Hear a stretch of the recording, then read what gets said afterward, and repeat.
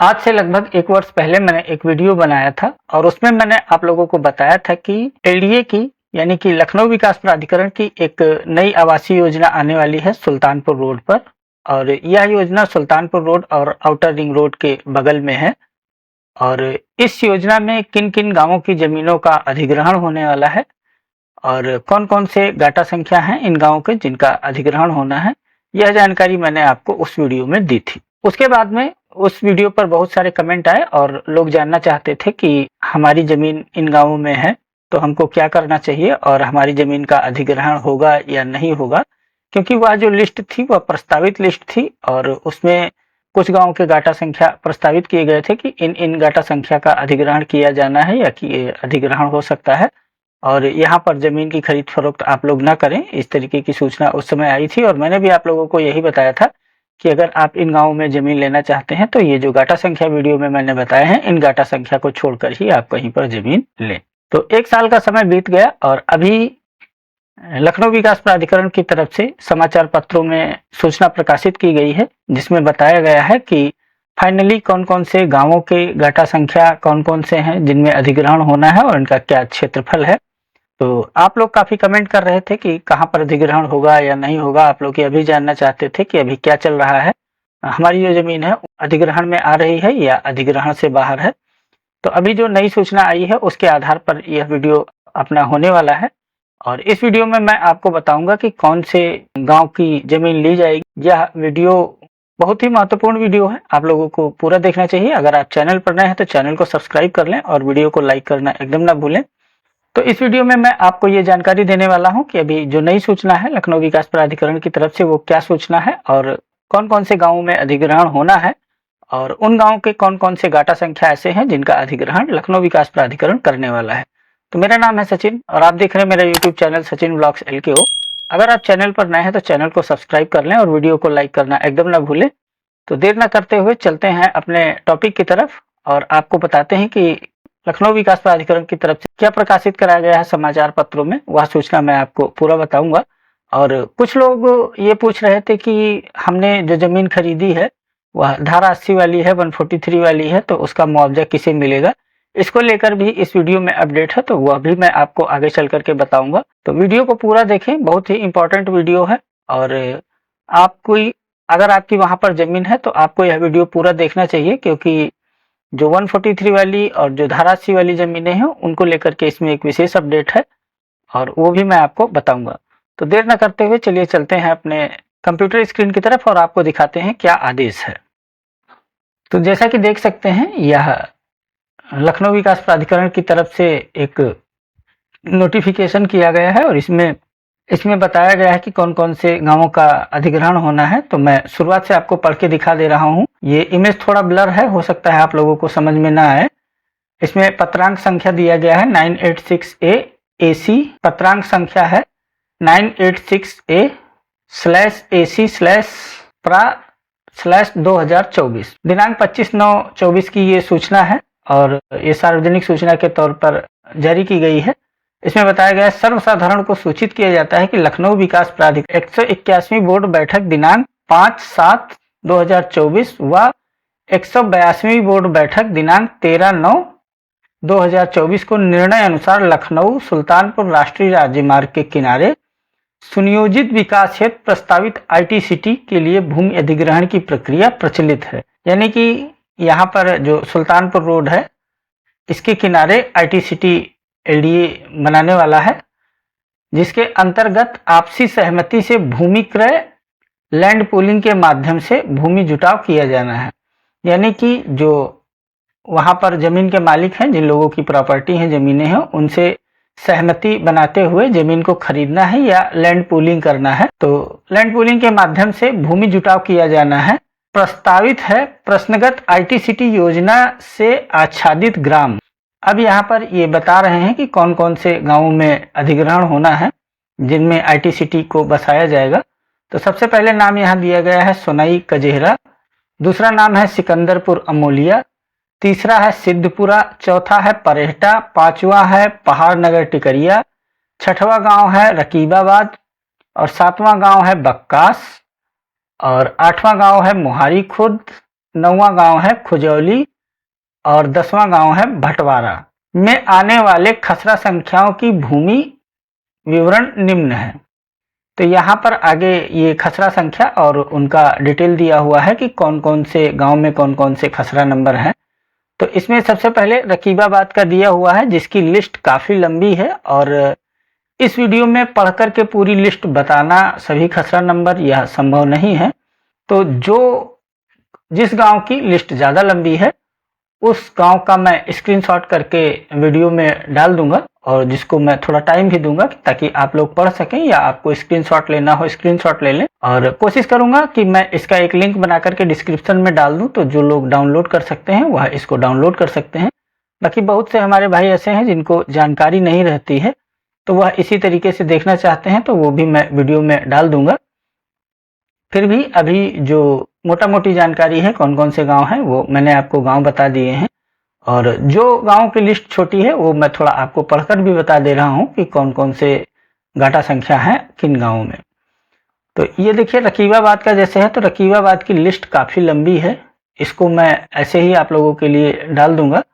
दूसरे नंबर पर खुजौली में ज़्यादा घाटा संख्या नहीं है, जिसमें देखिए यहाँ पर दिया हुआ है खसरा संख्या 320 खा, उसके बाद में है 322, फिर है 323, उसके बाद में 324। तो खुजौली में कुल 1 2 3 4 खसरा नंबर ऐसे हैं जिनका अधिग्रहण होना है। तो खुजौली में बहुत ज़्यादा अधिग्रहण नहीं होना है, खुजौली में केवल 4 ऐसे घाटा संख्या हैं या खसरा संख्या कह सकते हैं जिनमें अधिग्रहण होना है। वह नंबर मैंने आपको बता दिए हैं, अगर यह आपके हैं तो आप यहाँ पर देख सकते हैं। बाकी धारा 80 वाली ज़मीन जो है, 143 वाली ज़मीन जो है, उसके लिए भी इस वीडियो में मैं आपको अपडेट दूंगा कि उनको मुआवजा कैसे मिलेगा और क्या करना होगा। तो वीडियो में आप पूरा बने रहें अंत तक, वो जानकारी भी मैं आपको इस वीडियो में देने वाला हूँ। इसके बाद में सोनई कजेहरा का है। सोनई कजेहरा की भी लिस्ट लंबी है, यहाँ पर भी काफ़ी ज़्यादा खसरा नंबर दिए हुए हैं, लगभग 112 खसरा नंबर हैं सोनई कजेहरा में। तो सोनई कजेहरा में टोटल 112 खसरा नंबर हैं जिनका अधिग्रहण होना है। उसके बाद में भटवारा गांव आता है। भटवारा गांव में अगर आप देखेंगे तो भटवारा में लगभग 75 ऐसे खसरा नंबर हैं जिनका अधिग्रहण होना है। 75 नंबर भटवारा के लिए जा रहे हैं, उनमें आप लिस्ट देख सकते हैं, मैं लिस्ट डाल दूंगा इस पे। मोहारी खुर्द में लगभग 62 ऐसे खसरा संख्या हैं जिनका अधिग्रहण होना है। बाकी मोहारी खुर्द में छोड़ा गया है, अभी 62 खसरा संख्या की लिस्ट दी गई है।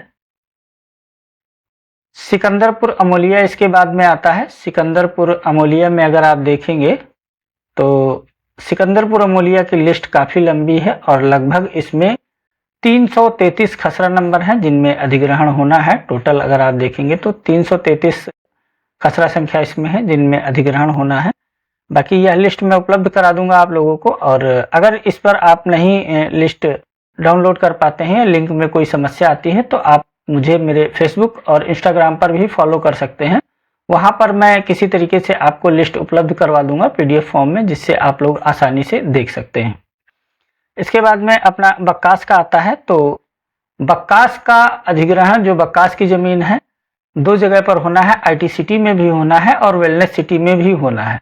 तो वेलनेस सिटी में काफ़ी बड़ा पार्ट है बक्कास का, और जो आईटी सिटी है, आईटी सिटी में बक्कास का बहुत छोटा पार्ट आ रहा है, और बक्कास वहाँ पर सबसे बड़ा गांव भी लगभग है। तो जो आईटी सिटी वाला पैच है उसमें बक्कास काफ़ी बड़ा गांव है, और बक्कास की लगभग सारी ज़मीनें अधिग्रहण की जा चुकी हैं। पहले ही कुछ ज़मीनें अधिग्रहण की गई हैं, कई योजनाएं वहाँ पर चल रही हैं।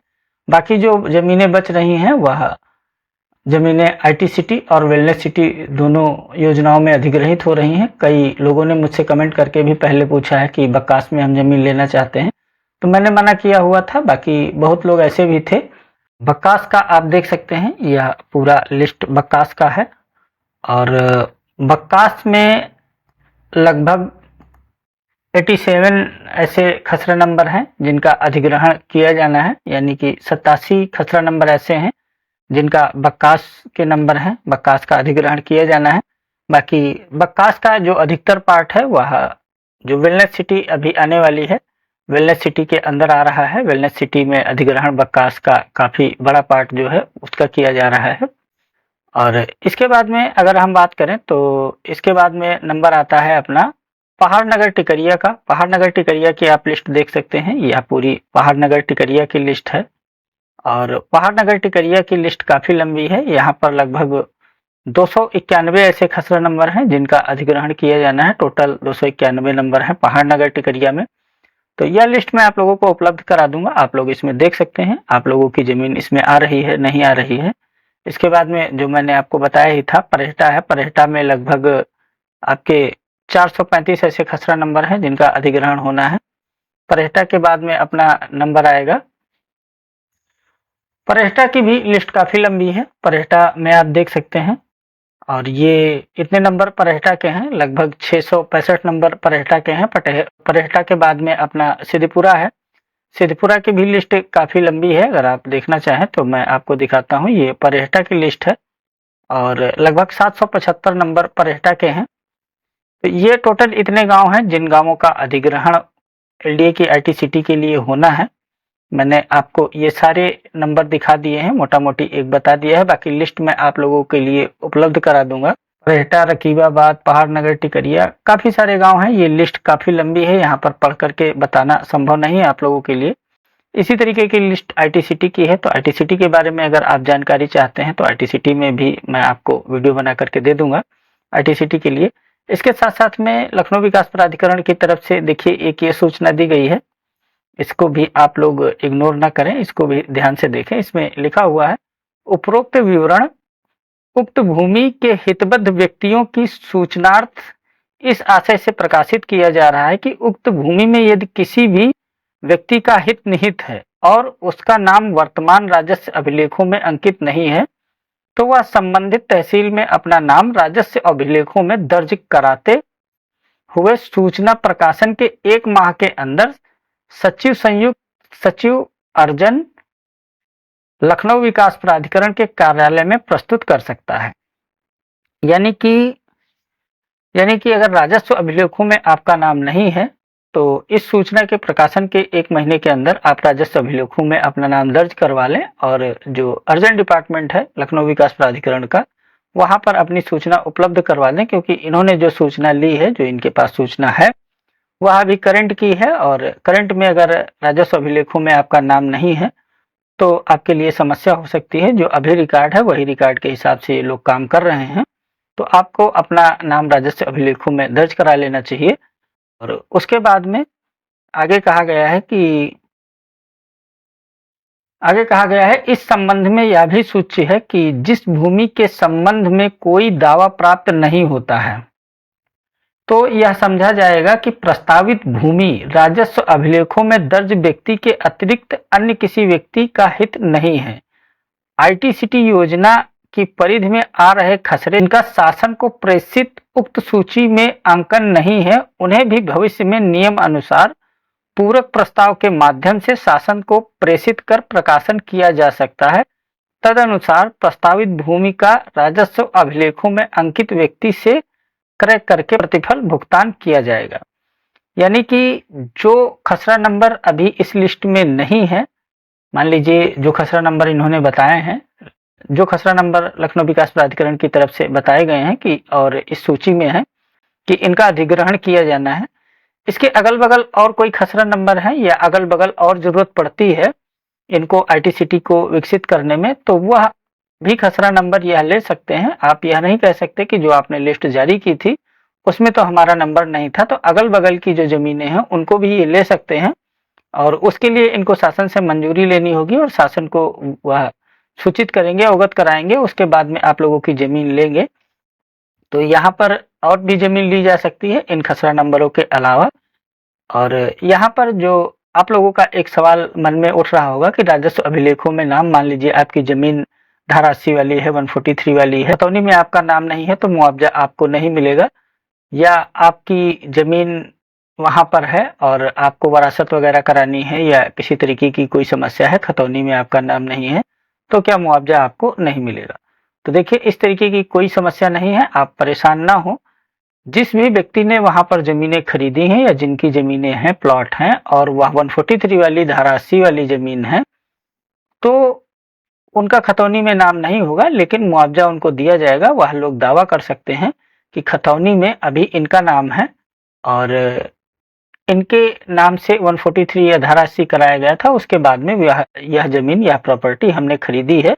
तो रजिस्ट्री के आधार पर आप वहां पर मालिक हैं, आपको मुआवजा दिया जाएगा।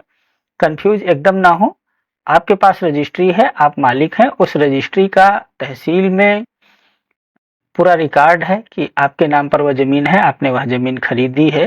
केवल खतौनी के आधार पर ही मुआवजा नहीं बांटा जाएगा और इसके लिए आप लोगों को सूचित भी किया जाएगा। यह केवल पहली प्रक्रिया है, इसके बाद में अभी कई बार और प्रकाशन होगा और कई सारी चीजें होंगी। तो इस पर विस्तार से अगर आप जानकारी चाहते हैं और हर एक अपडेट पाना चाहते हैं इससे संबंधित, तो आपको अभी चैनल को सब्सक्राइब करना है और बेल आइकन को जरूर दबा लें, ताकि आने वाली जो भी सूचनाएं हैं वह आपको मिलती रहें। ज्यादातर सूचनाएं मैं शॉर्ट वीडियो के माध्यम से देता रहता हूं, तो शॉर्ट वीडियो का भी आपको नोटिफिकेशन बराबर मिलता रहे। आप लोगों को चैनल को सब्सक्राइब करके और बेल आइकन को दबा लेना चाहिए। बाकी आप लोग मुझसे फेसबुक और इंस्टाग्राम पर भी जुड़ सकते हैं, वहां पर भी आप मुझसे बातचीत कर सकते हैं, अपने प्रश्नों के उत्तर पा सकते हैं और समय पड़ने पर तुरंत आप मुझसे संपर्क भी कर सकते हैं। तो यह सूचना थी ITCT को लेकर के। बाकी मैं देखता हूँ वीडियो में क्या बेहतर हो सकता है, आपको लिस्ट उपलब्ध कराने के लिए वह मैं कर दूंगा। और वीडियो काफी लंबा हो रहा है तो इस वीडियो को मैं यहीं पर रोकना चाहूंगा। वेलनेस सिटी के लिए नया वीडियो मैं आप लोगों के लिए बनाऊंगा, जिसमें मैं यह सूचना दूंगा कि वेलनेस सिटी में कौन कौन से गांवों की जमीनों का अधिग्रहण होने वाला है और कौन कौन से घटा संख्या है, खसरा संख्या है जिनका अधिग्रहण होने वाला है और वहां पर क्या सूचना दी गई है। तो मिलते हैं आपसे किसी अगले वीडियो में, तब तक के लिए नमस्कार।